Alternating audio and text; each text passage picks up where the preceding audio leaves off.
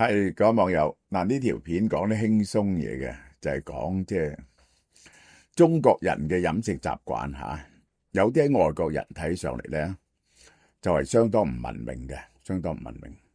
但其實咧就係因為兩件事，我會解釋俾大家聽。大家有兩個立場咧，就唔同呢個就好啦。嗱，我嚟翻榴蓮咯，呢個係夏季嘅第一次，冇幾多貨就今次嚟咗啊。就有呢個黑刺，呢個係貓山王，呢個係D88紅蝦 D160吓，咁呢啲唔使講啦，呢啲8折。咁呢啲水係新貨嚟嘅，咁就係夏天嘅榴蓮咧，好味啲喎。但係咧就仲有少少嘅啫，即係幾廿盒嘅啫。貓山王冰皮榴蓮月餅6粒裝，如果你中意食嘅你就買啦。近期美國網球女雙嘅球后 Thompson 喺深圳比賽，佢咧係第1號種子嚟嘅，世界排名第1嘅。因為幾段評論中式自助餐咧，俾人哋鬧到阿媽都唔認得。因為你一講呢咁嘢咧，人哋覺得咧你就侮辱佢噶啦。呢個就係佢影片對住鏡頭展示中式自助餐嘅餐單好驚訝嘅語氣話呢個乜嘢鬼東西，甲魚同牛蛙，表情充滿抗拒。嗱，呢個係 turtle， 呢個咧就係別嘅，就係呢個甲魚啦，即係呢個同埋呢個花膠炆甲魚，同埋呢個乾鑊牛蛙佢話點解會食呢個青蛙同埋烏龜嘅？呢個係佢跟住咧就嘲笑啲食物安唔安全噶？呢啲人咧簡直喺度殺青蛙牛蛙，呢啲東西係咪會令到你生呢個暗瘡噶？即係咁。翻到酒店佢繼續拍片，太過瘋狂啦！呢啲係乜嘢菜啊？烏鴉、烏龜、牛蛙都食得，呢個乜嘢嘢啊？佢仲用非常生動嘅描寫佢對海參嘅恐懼。佢話你仲會睇嘅海參啊？咁樣睇住你啊！海參冇眼喎，海參睇住你啦。海參冇眼喎，呢個顯然係受到好大嘅衝擊。呢啲咧係 cultural shock。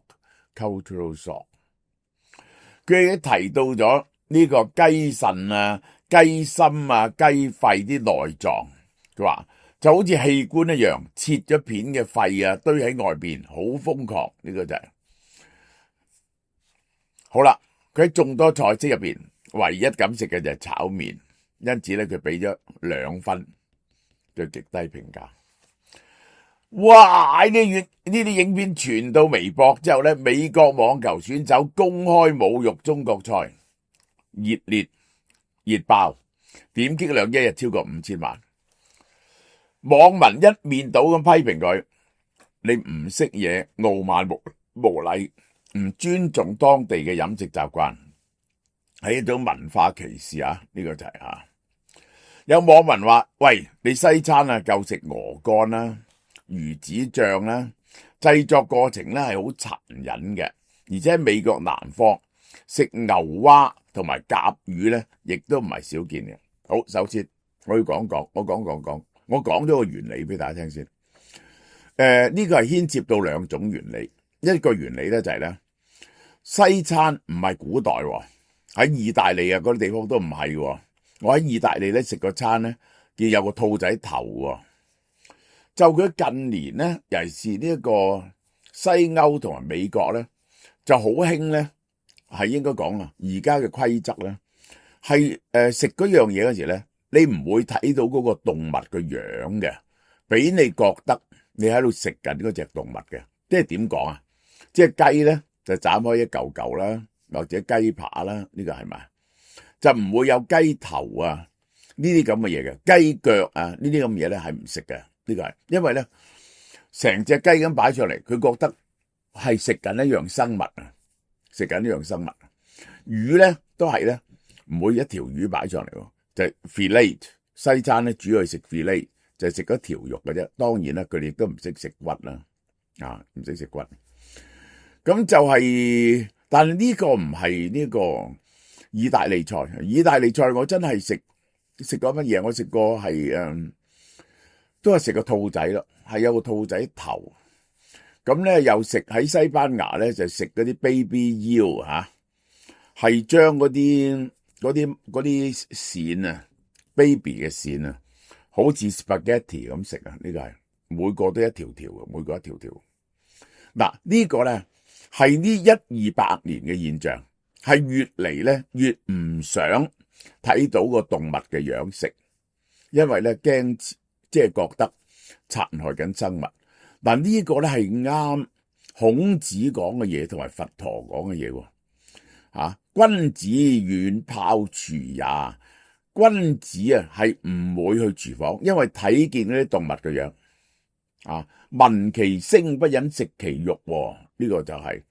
所以咧，中國人咧啲君子咧都係將啲肉整上嚟食，就唔會睇見佢嗰個樣嘅。呢個就係唔好睇見個樣。呢個佛陀嗰陣時咧就講3淨肉、5淨肉，都係咧你唔好睇住佢被殺，唔好因為你而被殺，唔好喺你面前殺，唔好係因為你而殺，咁就得噶咯。呢個就係咁就得噶咯。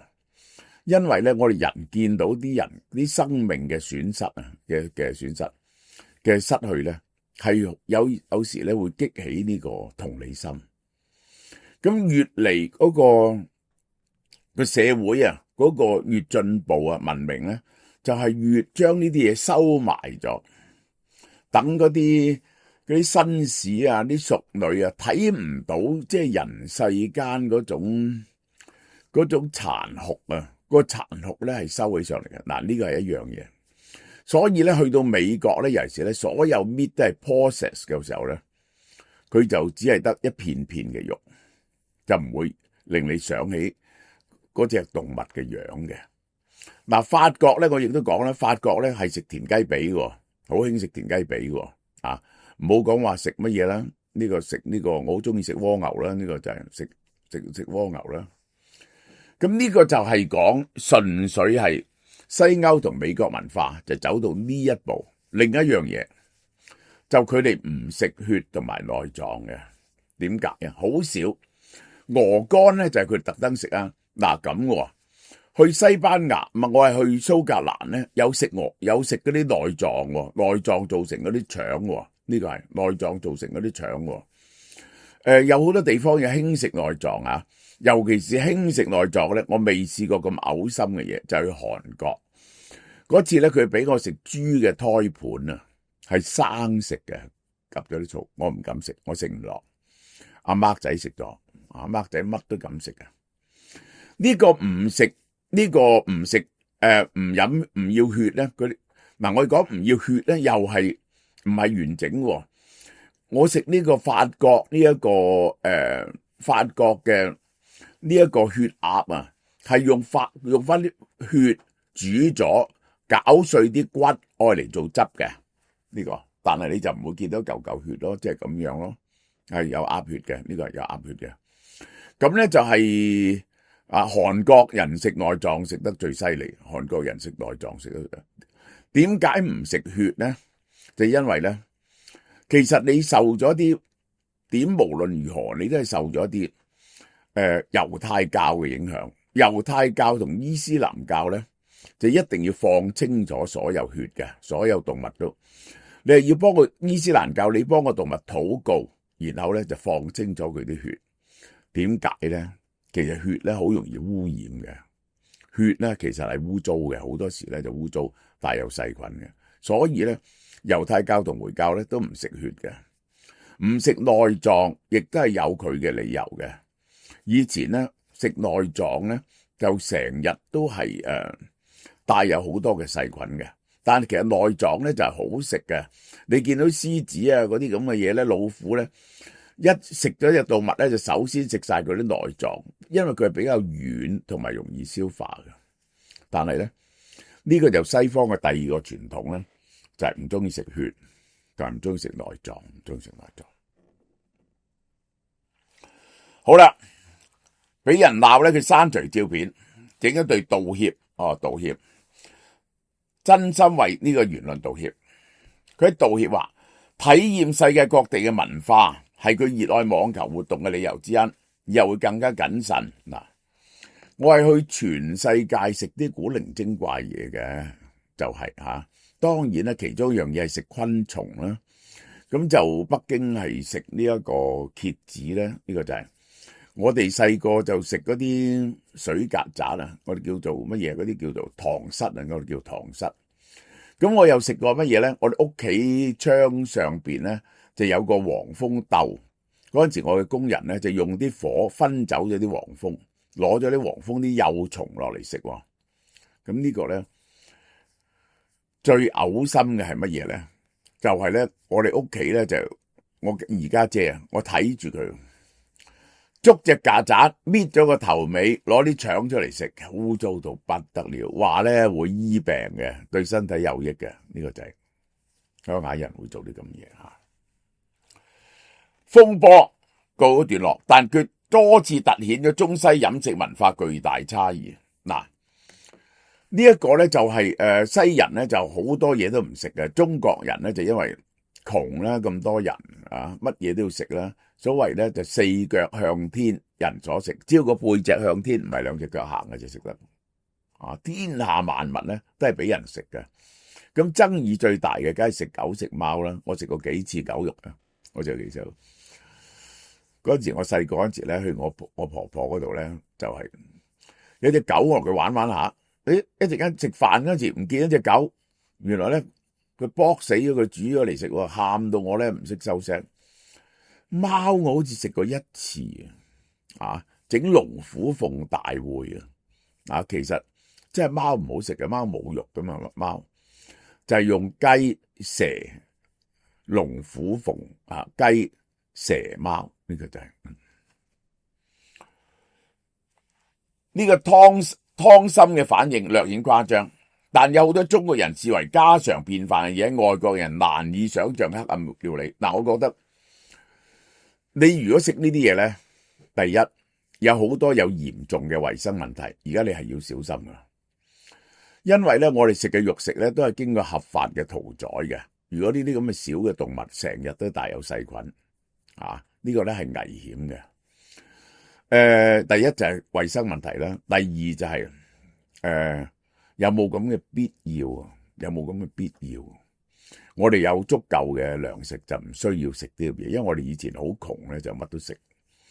咁就第三，喂，你唔可以食啲野生動物㗎，呢啲咧係受保護嘅動物嚟㗎。其中最具代表性嘅就係皮蛋啦，呢種咁嘅顏色、味道同膠狀口感係俾美國媒體評選為全球最嘔心嘅食物。但我見過鬼佬食嘅，鬼佬覺得好食。許多外國人係叫做 Thousand Years Egg， 以為放咗好耐變質嘅鴨蛋，認為佢不僅嘔心，而且根本唔能夠食。唔係嘅，好多外國人都食嘅。我請過好多外國朋友食，覺得好食嘅鴨蛋，呢個皮蛋係。佢哋唔食鳳爪喎。喺西方飲食文化咧，雞爪咧係劈咗佢嘅，絕唔會上餐廳嘅。而且你攞隻手嚟食咧，我嚟齒咧，咁就覺得好傷害動物係嘛，好傷害生物係咪？雞爪咧嘅雞喺地下行啊嘛，又污糟又冇肉喎，仲要用腳去啃喎。呢種飲食文化嚟講咧，既不雅觀，即係唔啱紳士風度，又唔衛生，難以理解。好啦，睇見內臟嘅反應，豬大腸毛血旺呢啲咁嘢咧，都係挑戰西方嘅底線。西方比較少食內臟同埋血液，唔係嘅，有內臟嘅腸嘅，蘇格蘭有剁埋啲內臟嚟食噶。呢個意大利人有食噶，意大利人食內臟嘅，意大利人食內臟嘅。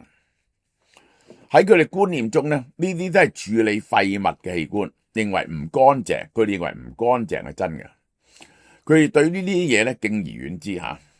呢個咧我都未食過。安徽嘅毛豆腐其實都係豆腐發酵，即係嗰啲豆腐壞咗發酵，嚇到外國遊客，因為表面覆蓋晒啲白色嘅菌絲，睇起上嚟咧就好似發毛，其實真係發毛啊！呢啲菌絲係安全可食用嘅蛋白質，但喺視覺衝擊之下咧，好少有外國人敢食呢種發酵嘅嘢。好啦，臭豆腐更加係啦，臭豆腐有種臭味添啦，我好中意食臭豆腐。其實用啲好污糟嘅水嚟到漚出嚟，啲臭豆腐漚出嚟嘅，有啲發酵，有標誌嘅濃烈氣味，呢個難以逾越嘅心理同生理屏障。除咗家常菜式咧，有個極端嘅菜肴咧，更加挑戰人類嘅接受極限，好似極富爭議性嘅無雞蛋。嗱，呢個我未食過，我食鴨蛋啫。鴨仔蛋啫，菲律賓好興食鴨仔蛋，福建有食鴨仔蛋，咁咧就搣開咗咧成隻鴨仔喺入邊嘅，佢係分為有少少胎盤、半隻鴨仔同埋嗰個鴨仔嘅成熟度，睇個鴨仔嘅成熟。雞仔蛋我未食過，當敲開蛋殼見到成型嘅小雞初嘅時候咧，嗰種視覺同心理上嘅衝擊，對絕大多數外國人嚟講咧係個噩夢嚟嘅。喺廣東地區，呢個三枝，佢主要食材咧，我係聽過，我冇食過。我細個嗰時，我屋企咧有用呢一個老鼠嚟到浸藥酒嘅，但係嗰啲係田鼠，嗰啲係田鼠，話好有益，愛嚟浸藥酒嘅。一隻隻老鼠浸喺酒入邊，嗱呢個就唔係，呢個咧就我聽過，食眼睛都未能打開嘅老鼠 baby， 叫三枝。因為咧佢係生嘅，點咗啲蜜糖嚟食嘅。你夾嗰時咧，個老鼠吱一聲，擺入口嗰時咧就吱一聲，你咬死佢嗰時咧又係吱一聲，咁就叫三枝。呢個好唔衛生嘅嘢嚟咯，係夾生食隻老鼠咯，呢個就係老鼠 BB 咯。呢種極度殘忍而且原始嘅生食方法，不僅係外國人匪夷所思，喺今日嘅中國都受到絕大多數人嘅譴責。嗱，我講過鴨仔蛋嘅故仔咧，呢個係仲食啲乜嘢咧？我覺得非常非常殘忍嘅，就河南啊，我睇過段片啊，佢哋將條魚搵水毛巾濕住啊嘛，等佢可以透到氣，攞住個魚頭，擺落個油鑊度炸到條魚咧，炸咗條魚擺上嚟，放開嗰個魚頭咧，仲未死喎，會擘下個嘴喎，切開佢啲一片片，咁你咧就食佢啲魚肉咯。我覺得呢個係匪夷所思喎。龍蝦我哋都有呢種食法啦。主要個問題就係有啲係瀕臨絕種嘅生物。中國人當然咧最出名最殘忍嘅就係食呢個猴子腦啦，猴子腦啦。呢個八珍咧有啲係真係會食嘅。呢個猴子腦就係劏開個猴個頭殼，然後倒啲滾油落去，等個腦熟咗你就夾嚟食。咁咧就隻馬騮咧就會叫嘅，即係咁樣。呢個係殘忍之大全啊！呢個殘忍之大全啊！仲有滾水驢肉。綁住隻驢仔度，倒啲滾水來，嗰嚿肉熟咗，隻驢仔未死喎，切片啲驢肉嚟食，呢個係非常殘忍、非常唔人道嘅嘢。但係當然啦，古代嘅人冇呢種概念，我哋今日係盡量唔做呢啲嘢，因為要培養，我哋係要培養我哋嘅同理心嘅。我哋個社會越文明咧，越培養同理心。點解我反對死刑咧？就咁解。點解唔可以食貓食狗？其實就咁解。我哋喺培養緊細路仔嗰種愛護動物、愛護生物嗰種精神，尊重生物嘅精神啊。咁就係當然啦，非洲人就乜都食啦，食嗰啲叫 bush meat 啦，喺森林打獵嗰啲嘢，食啲馬騮啊，食各種奇異嘅動物，瀕臨絕種嘅動物啦，食好多昆蟲啦、竹蟲啦。我睇見嗰啲竹喺竹入邊攞出嚟嗰啲好大條嗰啲蟲。其實我係主張食白蟻嘅，呢個就係世界上最好嘅嘢係食白蟻。因為啲白蟻咧係可以將嗰啲纖維啊、木質纖維咧將佢入邊佢身體入邊咧有啲細菌可以轉化咗嗰啲纖維成為食得嘅嘢。所有嘅廢物啲白蟻咧都食得嘅，呢個你磨碎咗佢攞嚟做蛋糕啊，咁幾好食嘅呢個。當然啦，就仲有啦，要買完就要等下一批貨翻嚟啦，剩翻少少，1880蚊，呢個世界上最強嘅 NMN，就係4個月份量啦，每個月470蚊啦。咁就係每粒400 mg， 有白藜蘆醇，令到佢威力提高 1.6、1.7 倍。有 TMG regulate 你嘅血壓嚇，呢個係有科學根據嘅嘢。而家喺 FDA 係申請緊成為一種藥物嘅，呢個就好難批准嘅一種長生不老嘅藥物。咁呢個咧就買完就到12月中用新嘅配方、新嘅裝修、新嘅包裝再出過。OK， 好啦，嗱，介紹一隻好好嘅產品俾大家嚇，呢個新科技產品。呢隻瘦身咧係終身事業嚟嘅，呢一隻嘢係令到你瘦嘅，叫做美體素。呢啲咧就好黃道嘅嘢，係有科學根據嘅嚇。佢有兩樣嘢，一樣咧就叫環糊精，佢係由粟米提煉嘅膳食纖維，親近油性，疏遠水性。佢同食物一齊消化時咧，會包住咗啲油嘅。一包美體素有2.53克 A 環糊精，包住咗22.77克嘅油分。呢個就好重要，你唔會吸收啲油，抑制咗嗰啲油，減少個血糖嘅波動，增加飽腹感嚇，減低對糖嘅吸收。第二樣咧就叫做呢個抗性糊精。